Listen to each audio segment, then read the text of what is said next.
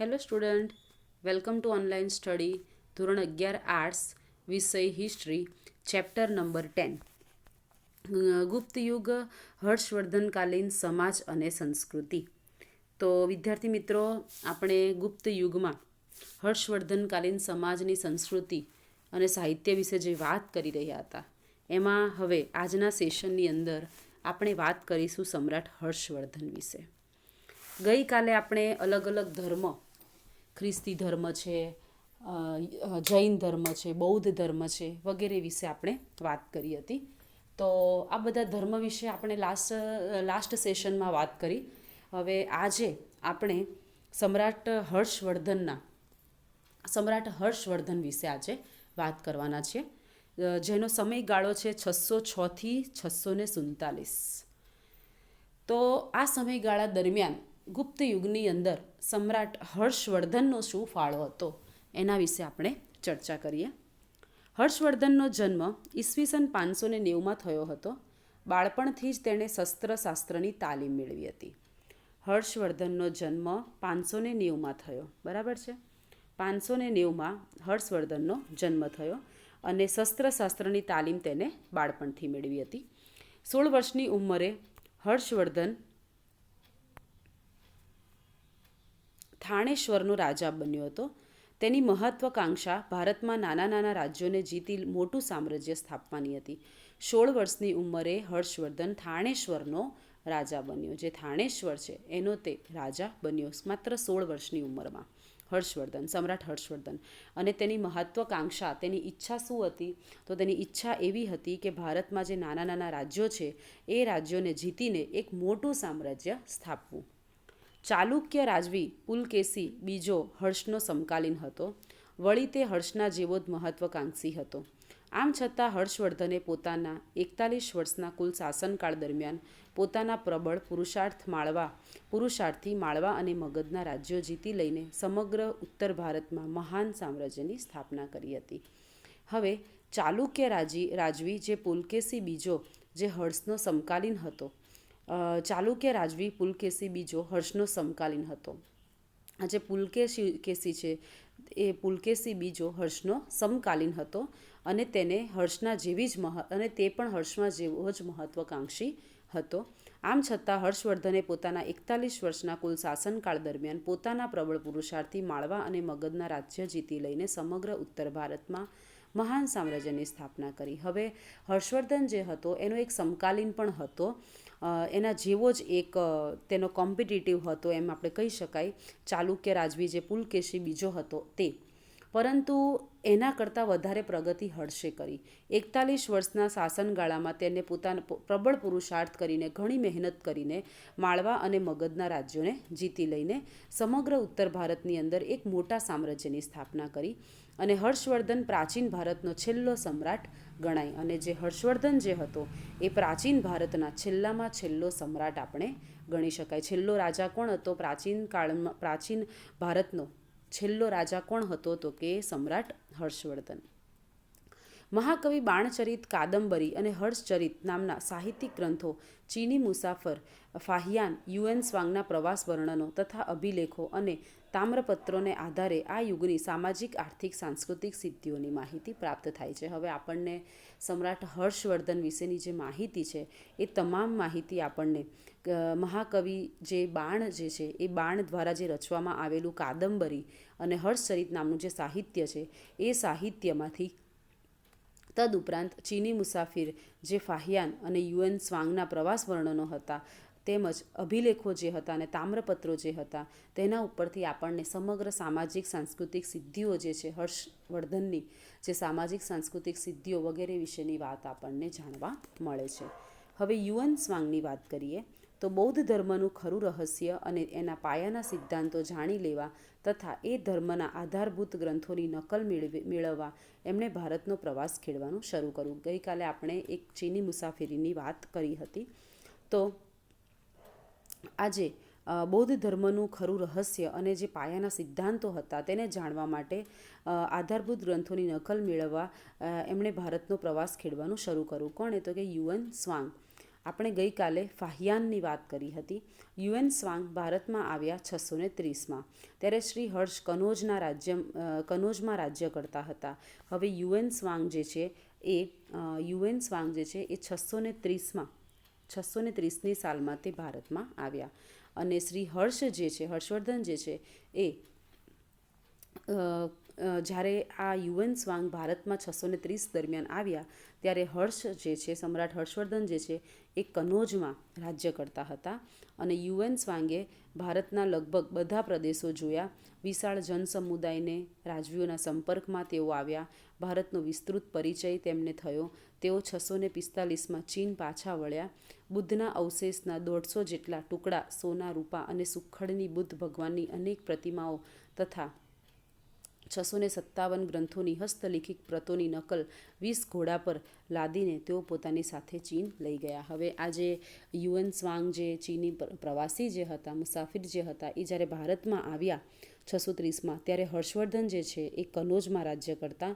અને આમને યુએન સ્વાંગે ભારતના બધા જ પ્રદેશો જોયા. અને એમનો એમ એ હતો કે અહીંયા આવીને કે ભગવાન બુદ્ધ વિશેની માહિતી એકત્રિત કરવી, તેમના સિદ્ધાંતોને જાણવા. અહીંયા આવ્યા ત્યારે તેમને બુદ્ધના અવશેષોના 150 જેટલા ટુકડા, સોના, રૂપા અને સુખડની બુદ્ધ ભગવાનની અનેક પ્રતિમાઓ તથા 657 ગ્રંથોની હસ્તલિખિત પ્રતોની નકલ એ 20 ઘોડા ઉપર લઈને પોતાની સાથે એ ચીન લઈ ગયા. ઘોડા ઉપર તેમને 657 જેટલા હસ્તપ્રતો જે હતી ભગવાન બુદ્ધ વિશેની માહિતી એ 20 ઘોડા ઉપર એ અહીંયાથી લઈ ગયા. હવે પછીના જીવનના વર્ષો આ ગ્રંથોના અનુવાદ કરવા પાછળ એમને ગાળ્યા. જે માહિતી એકત્રિત કરી હતી, હસ્તપ્રતો જે હતી એ લઈ ગયા અહીંયાથી. તેમજ આ જે ગ્રંથોનો અનુવાદ કરવા પાછળ તેમને હવે પછીના જીવનના વર્ષો આ ગ્રંથોના અનુવાદ કરવા પાછળ એમને ગાળ્યા. અને પછીનો જે સમયગાળો હતો એમના જીવન દરમિયાન, એમના જીવનનો જે પછીનો સમયગાળો હતો એ જે ભારતમાંથી હસ્તપ્રતો લઈ ગયા હતા એનો ચીની ભાષાની અંદર અનુવાદ કરવામાં તેમને આ સમયગાળો કાઢ્યો. એમણે કુલ 74 ગ્રંથોનો તર્જુમો કર્યો ને ત્યાંના સમ્રાટના આગ્રહને વશ થઈ ભારતના એમણે કરેલા પ્રવાસનું વર્ણન લખ્યું. વિદ્વાનો યુએન સ્વાંગને તેમના જમાનાના બુદ્ધ કહેતા આજે પણ કેટલાક ચીની મંદિરોમાં યુએન સ્વાંગની મૂર્તિ જોવા મળે છે. યુએન સ્વાંગ જે છે એમણે કુલ 74 ગ્રંથોનો તર્જુમો કર્યો અને સમ્રાટના આગ્રહને વશ થઈને ભારતના એમણે કરેલા પ્રવાસના વર્ણનનું લેખન પણ તેમને કર્યું અને ભારત વિશે પણ તેમને પુસ્તકો લખ્યા. તદુપરાંત ત્યાંના લોકો જે છે એ તેમના જમાનાના ભગવાન બુદ્ધ, યુએન સ્વાંગને ભગવાન બુદ્ધ તરીકે ઓળખતા. અને આજે ઘણા બધા મંદિરોની અંદર પણ યુએન સ્વાંગની પ્રતિમા એટલે કે મૂર્તિ જોવા મળે છે. ધાર્મિક ઉત્સવોનું પ્રમાણ ખૂબ મોટું હતું. સમ્રાટ તરફથી દાનની ગંગાધાર વહેડાવવામાં આવતી હતી. સમ્રાટ હર્ષ પ્રયાગમાં દર 5 વર્ષે મહામોક્ષ પરિષદનું આયોજન કરતો. તેના 5 લાખ વ્યક્તિઓ ભાગ લેતા. આ મહોત્સવ 75 દિવસ ચાલ્યો હોવાનું યુએન સ્વાંગે નોંધ્યું છે. સમ્રાટ હર્ષ મહાદાનેશ્વરી ગણાય છે. તત્કાલીન કનોજમાં 1000 જેટલા બૌદ્ધ વિહારો તેણે બંધાવ્યા. હવે ધાર્મિક ઉત્સવોનું પ્રમાણ ખૂબ મોટું હતું. સમ્રાટ તરફથી દાનની ગંગાધારા વહેવડાવવામાં આવતી. હવે આ સમયે હર્ષવર્ધનના સમયગાળા દરમિયાન ધાર્મિક ઉત્સવોનું પ્રમાણ ખૂબ વધ્યું હતું અને સમ્રાટ તરફથી દાનની ગંગાધારા વહેવડાવવામાં આવતી એટલે કે દાનની ગંગાધારા વહેતી. સમ્રાટ હર્ષ પ્રયાગમાં દર 5 વર્ષે મહામોક્ષ પરિષદનું આયોજન કરતી અને 5 લાખ વ્યક્તિઓ ભાગ લેતા અને આ મહોત્સવ 75 દિવસ ચાલતો એવું યુએન સ્વાંગે નોંધ્યું છે. અને સમ્રાટ હર્ષ જે હતા એને સમ્રાટ હર્ષ જે છે એમને મહાદાનેશ્વરી છે એમ કહી શકાય. અને તત્કાલીન કનોજમાં 1000 જેટલા બૌદ્ધ વિહારો તેણે બંધાવ્યા હતા. હવે કલા અને સ્થાપત્યની વાત કરીએ તો ગુપ્તકાલીન સ્થાપત્યમાં 5 પ્રકારો પાડી શકાય: મંદિરો, ગુફા, સ્તૂપો, સ્તંભો અને મૂર્તિ સ્થાપત્ય. હવે ગુપ્તકાલીન કલા અને સાહિત્યની જ્યારે વાત કરી રહ્યા છે ત્યારે ગુપ્તકાલીન સાહિત્યના 5 પ્રકારો પાડવામાં આવ્યા છે. પહેલું છે મંદિર. બીજું ગુફા અને સ્થાપત્ય, ત્રીજું સ્તૂપો, ચોથું સ્તંભો અને પાંચમું મૂર્તિ સ્થાપત્ય. આ સમયમાં વિષ્ણુ અને શિવના મંદિરો ખૂબ જ બન્યા છે. આ મંદિરો ઈંટો અને પથ્થરોના બનેલા હતા, જે મોટે ભાગે ઊંચી પીઠિકાઓ ઉપર સીડીઓવાળા અને શિખરબદ્ધ જોવા મળે છે. હવે મંદિરોની વાત કરી છે ફર્સ્ટ પેરેગ્રાફની અંદર. આ સમયની અંદર જે મંદિરોનું નિર્માણ થયું એની વાત કરવામાં આવી છે. તો મંદિરની વાત કરીએ તો આ સમયમાં વિષ્ણુ અને શિવના મંદિરો ખૂબ જ બન્યા. મંદિરો ઈંટ અને પથ્થરના બનેલા હતા, જે મોટે ભાગે ઊંચી પીઠિકાઓ ઉપર સીડીવાળા અને શિખરબદ્ધ જોવા મળે છે. ગર્ભગૃહની ફરતે પ્રદક્ષિણા પથ રાખવામાં આવતો. જો દશાવતાર મંદિર જે છે એ દશાવતાર મંદિરનું અહીંયા એક ઇમેજ આપણને, એક ફોટો આપણને દર્શાવવામાં આવ્યો છે કે કેવા પ્રકારના મંદિરો હતા. તો વિષ્ણુ અને શિવના મંદિરો આ સમયમાં સારા એવા બન્યા અને મંદિરો ઈંટ અને પથ્થરોના બનેલા હતા અને મોટે ભાગે ઊંચી પીઠિકાઓ ઉપર સીડીઓવાળા અને શિખરબદ્ધ જોવા મળતા. ઊંચા ઈંટ અને પથ્થરનો ઉપયોગ થતો, તદુપરાંત પીઠિકાઓ ઉપર સીડીવાળા અને શિખરબદ્ધ જોવા મળતા અને ગર્ભગૃહની ફરતે પ્રદક્ષિણા પથ રાખવામાં આવતો. વચ્ચે ગર્ભગૃહ એટલે કે વચ્ચે સ્થાન અને આજુબાજુમાં તમે પ્રદક્ષિણા કરી શકીએ આપણે એ રીતનું નિર્માણ કરવામાં આવતું. ઝાંસી જિલ્લાના દેવગઢમાં આવેલું દશાવતાર વૈષ્ણવ મંદિર આ સંક્રાંતિ કાળનો સંક્રાંતિ કાળની કળાનો સુંદર નમૂનો ગણાય છે. હવે અહીંયા ઝાંસી જે છે એ ઝાંસી જિલ્લાનું દેવગઢ જે છે એમાં આવેલું દશાવતાર મંદિર, જે અહીંયા પ્રસ્તુત ઇમેજની અંદર આપવામાં આવ્યું છે, એ વૈષ્ણવ મંદિર જે છે એ સુંદર નમૂનો છે. એક સુંદર નમૂનો, આ સમયનો એક સુંદર નમૂનો છે, જેનું શિખર આશરે 40 ફૂટ ઊંચું છે. આ મંદિરની ખાસ વિશિષ્ટતા એ છે કે ગંગા અને યમુનાના અવતરણના શિલ્પો તેના 12 શાખ ઉપર જોવા મળે છે. હવે આ મંદિરની વિશિષ્ટતા એવી છે કે ગંગા અને યમુનાના અવતરણના શિલ્પો તેના 12 શાખ ઉપર જોવા મળે છે.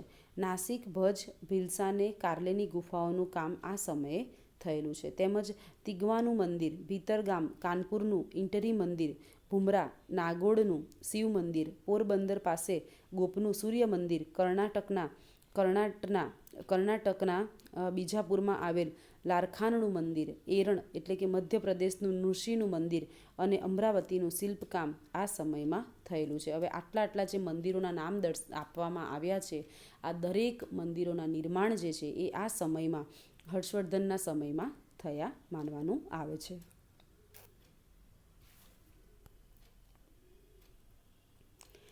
વિશ્વમાં સર્વપ્રથમ હિન્દુ મંદિરો આ યુગમાં બન્યા.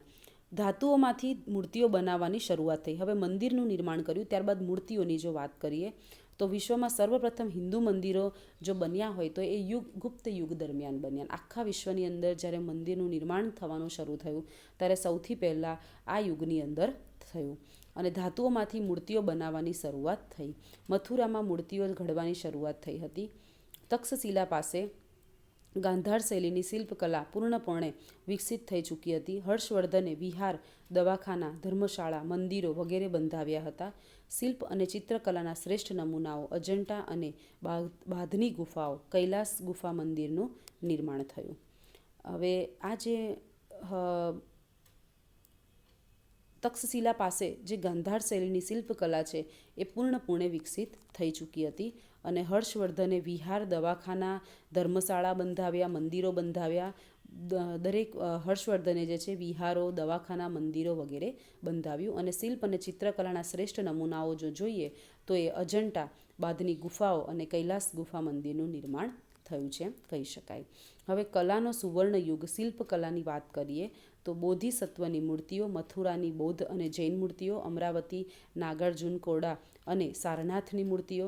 ગુફાઓની વાત કરીએ તો અજંટા, ઇલોરા, બાદ, ઉદયગીરી, ગુજરાતમાં ખંભાલીડા, જૂનાગઢ અને ઢાકની ગુફાઓ. ધાતુ કલાની વાત કરીએ તો નાલંદા, સુગલતાનગંજ બુદ્ધની 1 ટન વજન ધરાવતી કાંસાની પ્રતિમા છે. સ્તૂપની વાત કરીએ તો સારનાથ અને નાલંદાના સ્તૂપ, મંદિરોની વાત કરીએ તો ભીતરગામ, દેવગઢ, મહાબલીપુરમ, ભુમરાનું શિવ મંદિર, આ બધા મંદિરો. અને ચિત્રો જોઈએ તો અજંટા, બાદ, ઇલોરાના ગુફા ચિત્રો. તો આ રીતે અલગ અલગ કલાઓ જે છે એ કલાઓનો સુવર્ણયુગની અંદર, એટલે કે આ જે કલાઓ જે છે એ કલાઓ નિર્માણ પામી. સંગીત કલાની વાત કરીએ તો ભારતીય સમાજમાં સંગીત, નૃત્યકલા અને નાટ્યકલાનો વિકાસ થયો. મૃદંગ, પખવાજ જેવા વિવિધ સાધનો પ્રચલિત થયા હતા. સમુદ્રગુપ્ત એક પરાક્રમી વિજેતા ઉપરાંત કવિ અને સંગીતકાર હતો. એના એક સિક્કા ઉપર એ વીણા વાદન કરતો જણાય છે. હરિસેન તેના દરબારનો રાજકવિ હતો. હવે ભારતીય સમાજમાં જો વાત કરીએ તો સંગીત અને નૃત્યકલા અને નાટક કલાનો વિકાસ પણ થયો હતો. તેમાં ગુપ્ત યુગ દરમિયાન કેવા સંગીત કલાનો વિકાસ થયો એની વાત કરીએ તો મૃદંગ, પખવાજ જેવા વિવિધ સાધનો આ સમયે પ્રચલિત થયા હતા. જે સમુદ્રગુપ્ત હતો એ સમુદ્રગુપ્ત એક પરાક્રમી વિજેતા પણ હતો અને સાથે સાથે એક સંગીતકાર હતો એવું આપણે માની શકીએ. એવું કહેવામાં આવ્યું છે કે સમુદ્રગુપ્ત જે છે એ સમુદ્રગુપ્ત એક સંગીતકાર પણ હતો. એ પરાક્રમી વિજેતા તો હતો જ, તે એક બેસ્ટ રાજા તો હતો જ, પણ સાથે સાથે એક સંગીતકાર પણ હતો. એના ઉપરથી જાણી શકાય કે એના એક સિક્કા ઉપર વીણાવાદન કરતો એક સિક્કો પણ એનો વીણાવાદન કરતો જાણવા મળ્યો છે. હરિસેન તેના દરબારનો રાજકવિ હતો. તે ઉપરાંત નાટકો પણ ભજવતો હતો. તે વખતના સંસ્કૃત સાહિત્યકારોની સુપ્રસિદ્ધ નાટ્યકૃતિઓમાં નાટકો ધાર્મિક મહોત્સવ પ્રસંગે થતા હતા. હવે હરિસેન તેના દરબારનો રાજકવિ હતો, ઉપરાંત નાટકો પણ ભજવતો હતો. તે વખતના સંસ્કૃત સાહિત્યકારોની સુપ્રસિદ્ધ નાટ્યકૃતિઓમાં નાટકો ધાર્મિક મહોત્સવ પ્રસંગે પણ થતા. નાટકોનો પણ તે વખતે ઘણો એવો વિકાસ થયો હશે એવું આપણે કહી શકીએ. શિલ્પકલાની વાત કરીએ. આ હતું સંગીત કલા. આપણે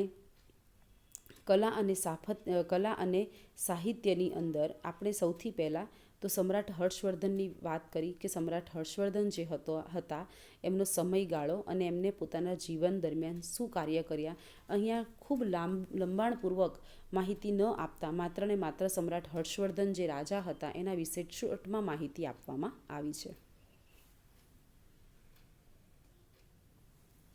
ત્યારબાદ યુએન સ્વાંગ જે છે ચીની પ્રવાસી, જે ચીની મુસાફર પ્રવાસી હતા, એ ફાહિયાનની જેમ બૌદ્ધ ધર્મ વિશે માહિતી એકત્રિત કરવા માટે જે આવ્યા હતા એની પણ વાત કરવામાં આવી. ત્યારબાદ કલા અને સાહિત્યની વાત કરી કે કલાની અંદર કયા કયા સ્થાપત્યના પ્રકાર પાડવામાં આવ્યા, કે મંદિર છે, ગુફા છે, સ્તૂપો છે, સ્તંભો છે, મૂર્તિ છે વગેરે. જેની અંદર ત્યારબાદ કલાનો જો બીજો પાર્ટ જોઈએ તો એ હતું સંગીત કલા અને ત્રીજી છે શિલ્પકલા. શિલ્પકલાની વાત કરું તો શિલ્પકલામાં પાષાણ ધાતુ અને કાષ્ઠ શિલ્પનો સમાવેશ થાય છે. આ સમય દરમિયાન મંદિરો, મહેલો, સ્તૂપ, મંદિરોમાં બનાવેલા પથ્થરના તોરણવાળા પ્રવેશદ્વારો, ગોપુરમ વગેરેની વિશિષ્ટ પ્રકારની રચનાઓ વિશ્વના ઇજનેરોને આશ્ચર્યચકિત કરે છે. સારનાથનો સ્તંભ શિલ્પકલાની શ્રેષ્ઠતમ કલાકૃતિ મનાય છે. મથુરા શિલ્પકલાનું મુખ્ય કેન્દ્ર હતું. અહીંની મહાવીર સ્વામીની પ્રતિમા, વિષ્ણુની પ્રતિમા, વિષ્ણુ, શિવ, સૂર્ય, ઇન્દ્રની મૂર્તિઓ વગેરે શિલ્પકલાના ઉત્તમ નમૂના છે. ગુપ્ત સમયના કલાના સર્વોત્તમ નમૂનાઓ મહદ અંશે કુમારગુપ્તના સમયના છે. હવે શિલ્પકલાની જો વાત કરીએ તો શિલ્પકલાની અંદર પાષાણ ધાતુ અને કષ્ટશિલ્પનો સમાવેશ છે. આ સમય દરમિયાન મંદિરો, મહેલો અને સ્તૂપ અને મંદિરોમાં બનાવેલા પથ્થરના તોરણવાળા જે પ્રવેશદ્વારો છે એ ગોપુરમ વગેરેની વિશિષ્ટ પ્રકારની રચનાઓ એ તદુપરાંત વિશ્વના ઇજનેરોને પણ આશ્ચર્યચકિત કરે. હવે આ જે બધી ઐતિહાસિક જે આપણને ઇતિહાસ જોવા મળે છે, જેમની બનાવટ જોવા મળે છે, એ બનાવટની વાત કરીએ તો આજના જમાનાના એક ઇજનેર એટલે કે એક એન્જિનિયરિંગ વ્યક્તિ જે છે એને પણ આશ્ચર્યચકિત કરી દે એવી ત્યાંની કોતરણી છે. એટલે કે એવું તેમનું બાંધકામ કરવામાં આવ્યું છે. આજના જમાનાનો ડિગ્રીવાળો એન્જિનિયર માણસ પણ તેની આગળ ફીકો પડે. એ સમયમાં ભણતર નહોતું, એજ્યુકેશન નહોતું, છતાં પણ ત્યાંના તે સમયના લોકો જો આટલી સરસ રચના, અભણ માણસ કેવી રચના કરી શકે એની વાત આપણને કરવામાં આવી છે. કે ત્યાંના જે મંદિરો જે છે, મહેલો જે છે, સ્તૂપો જે છે, જે પથ્થરના તોરણવાળા તેમણે પ્રવેશદ્વાર બનાવ્યા છે, એ જોઈએ તો આજના એન્જિનિયરને પણ આશ્ચર્યચકિત કરી દે. સારનાથનો સ્તંભ શિલ્પકલાની શ્રેષ્ઠતમ કલાકૃતિ મનાય છે. મથુરા શિલ્પકલાનું મુખ્ય કેન્દ્ર હતું. જો શિલ્પકલાનું મુખ્ય કેન્દ્ર કયું હતું તો કે મથુરા. અહીંના મહાવીર સ્વામીની પ્રતિમા, વિષ્ણુની પ્રતિમા, વિષ્ણુ અને શિવ, સૂર્ય, ઇન્દ્રની મૂર્તિઓ વગેરે મૂર્તિકલાના ઉત્તમ નમૂના છે. અને આ બધા જે છે એ મૂર્તિકલાના ઉત્તમ નમૂના છે. ગુપ્ત સમયના કલાના સર્વોત્તમ નમૂનાઓનો મહદઅંશે કુમારગુપ્તના સમયના છે. ગુપ્ત સમયના જે કલાના સર્વોત્તમ નમૂના હોય તો એ કુમારગુપ્તના સમયના છે એવું આપણે માનવામાં આવે છે કે ગુપ્ત સમયના જો કલાના સર્વોત્તમ નમૂના જોવા હોય તો એ કુમારગુપ્તના સમયના જે કલા સાહિત્ય જે હતી એ કુમારગુપ્તના સમયની એ સર્વશ્રેષ્ઠ નમૂના એ માની શકાય. હવે આપણે અજંટા ઇલોરાની ગુફાઓ વિશેની વાત આવતા સેશનની અંદર કરીશું.